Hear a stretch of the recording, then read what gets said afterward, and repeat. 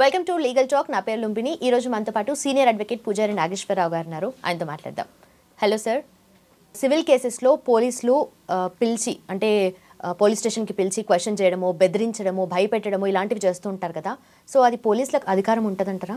మీరు ఏ పోలీస్ స్టేషన్కి వెళ్ళినా, రాష్ట్రంలో ఉన్న ఏ పోలీస్ స్టేషన్కి వెళ్ళినా మీకు పోలీస్ స్టేషన్లో పెద్ద బోర్డు ఉంటుంది.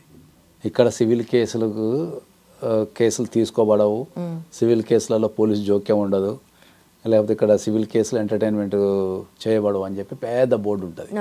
ఎక్కడ రాష్ట్రంలో ప్రతి పోలీస్ స్టేషన్లో మీరు జాగ్రత్తగా గమనిస్తే ఉంటుంది.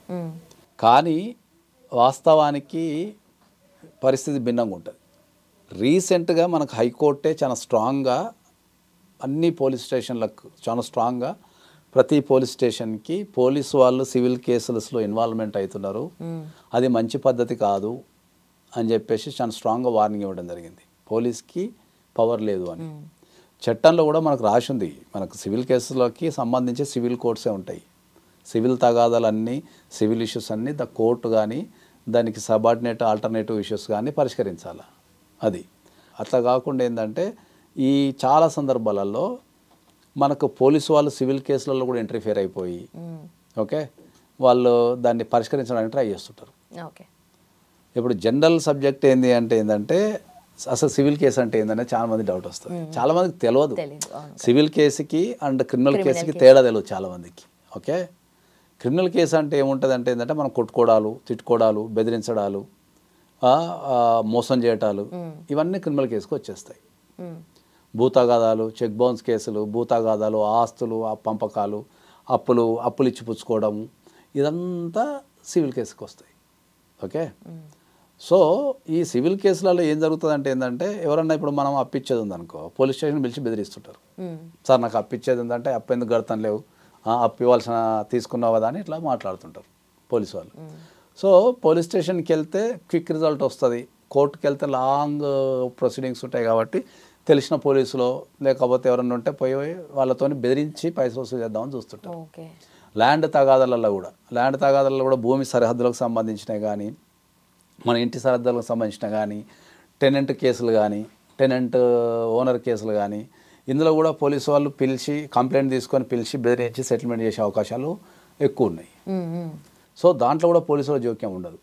ఓకే, తర్వాత మనకు సంబంధించి అప్పులకు సంబంధించినవి కానీ, ల్యాండ్ తగాదాలు కానీ, ఇంకా మ్యాట్రిమోనల్ ఇష్యూస్ కానీ, మ్యాట్రిమోనల్ ఇష్యూస్లో ఫోర్స్ చేస్తారు. 498 పెడితే దాని ప్రకారం అకార్డింగ్ టు ప్రొసీడింగ్స్ వాళ్ళు మహా అంటే కౌన్సిలింగ్ ఇవ్వాలా, వాళ్ళు ఇన్వెస్టిగేషన్ చేసి వేయాలా.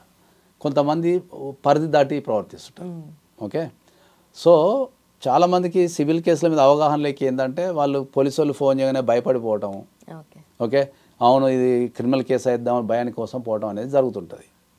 మనం అందరికీ ఏం చెప్తున్నాం అంటే మీకు సివిల్ కేసులలో కనుక పోలీసు వాళ్ళు పిలిస్తే మీరు ఖచ్చితంగా రామని చెప్పండి. ఇది సివిల్ కేసు సార్, దీంట్లో మీ జోక్యం లేదని చెప్పండి. లేదు అప్పటికి వాళ్ళు బెదిరిస్తే అప్పటికి మీరు కంపల్సరీ రావాల్సిందే పోలీస్ స్టేషన్ కంటే వాళ్ళని మీరు రాసి ఇవ్వండి అని చెప్పండి. ఒక నోటీస్ పంపండి, then I will come to the police station అని చెప్పండి. ఓకే, నోటీస్ పంపిస్తే మేము వస్తాం సార్, మీరు దానికి సంబంధించి ఓరల్గా కాకుండా మీరు ఏదన్నా ఒక లెటర్ ఇవ్వండి వస్తామని చెప్పండి. నన్ను ఏ పని మీద పోలీస్ స్టేషన్ పిలుస్తున్నారు, ఓకే మీరు నాకు రాసి ఇవ్వండి నేను వస్తా అని చెప్పండి. అప్పటి కూడా వాళ్ళు వినకుండా బెదిరించడం లాంటివి చేయటమో ఇంకేదైనా చేస్తే మీరు డైరెక్ట్ హైకోర్టుని అప్రోచ్ అయ్యి మీరు ఈ సివిల్ కేసులలో పోలీసు వాళ్ళు జోక్యం చేసుకుంటున్నారు, సో ఇది పోలీస్ కేసు కాదు, ఇది క్రిమినల్ కేసు కాదు, పోలీసుకు సంబంధం లేదు, నన్ను వీళ్ళు బెదిరిస్తున్నారు, లేకపోతే నన్ను సెటిల్మెంట్ చేసుకోమంటున్నారు, లేకపోతే నన్ను ఫ్రీక్వెంట్గా పోలీస్ స్టేషన్ పిలుస్తున్నారని మీరు హైకోర్టులో కేసు వేసుకుంటే మీ సమస్య 100% సమస్య సాల్వ్ అయిపోతుంది. అప్పుడు హైకోర్టు ఏం చేస్తుందంటే ఆ సివిల్ కోర్టులలో వాళ్ళ జోక్యాన్ని నిరోధించడం లాంటిది, పోలీస్ స్టేషన్ పిలవకుండా ఉండడం లాంటిది, లేకపోతే పోలీసు దగ్గర నుంచి ఎక్స్ప్లెనేషన్ తీసుకుంటుంది. మీరు ఎందుకు పిలుస్తున్నారు ఆ వ్యక్తిని, ఏ కేసు మీద పిలుస్తున్నారు, దేనికి పిలుస్తున్నారు అనే దాని మీద తీసుకోవాల్సి ఉంటుంది. కాబట్టి మీరు ఎప్పుడైనా సరే పోలీసు వాళ్ళు ప్రతి విషయంలో కాల్ చేసినప్పుడు మీరు భయపడకుండా బెదిరిపోకుండా మీరు వాళ్ళ దగ్గర నుంచి మీరు సరైన ఇన్ఫర్మేషన్ అడగండి. సార్ నన్ను ఏ కారణంతో పోలీస్ స్టేషన్ పిలుస్తున్నారు, ఇష్యూ ఏముంది అని అడగండి.